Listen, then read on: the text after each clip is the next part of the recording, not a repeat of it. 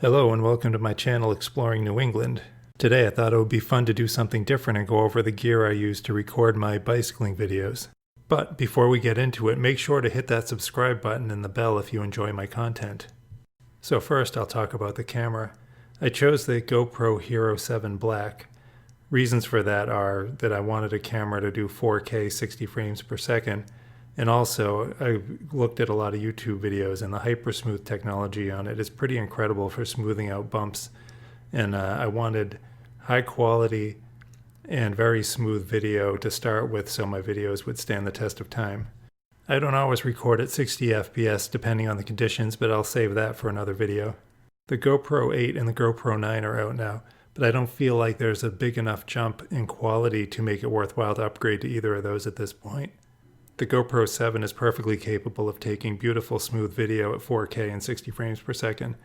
The GoPro 8 and GoPro 9 HyperSmooth technology is slightly better than the one in the GoPro 7, but for the cycling that I do, mainly rail trails, city riding, and waterfront riding, the GoPro 7 HyperSmooth works perfectly well.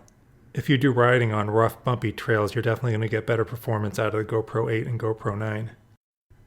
All of my walking and riding videos to date have all been recorded on the GoPro Hero 7 Black, so go back and watch those videos if you want to get an idea of what the quality is and what the image stabilization is and the view from the handlebar mount.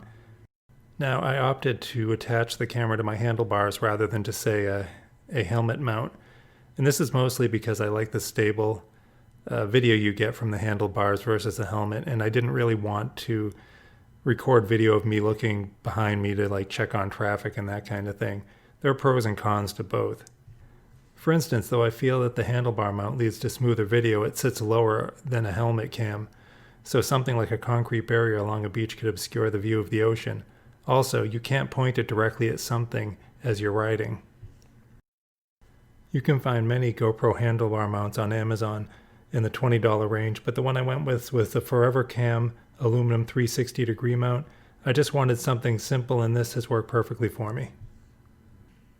And for the memory card, I use the SanDisk Extreme Micro SD V30.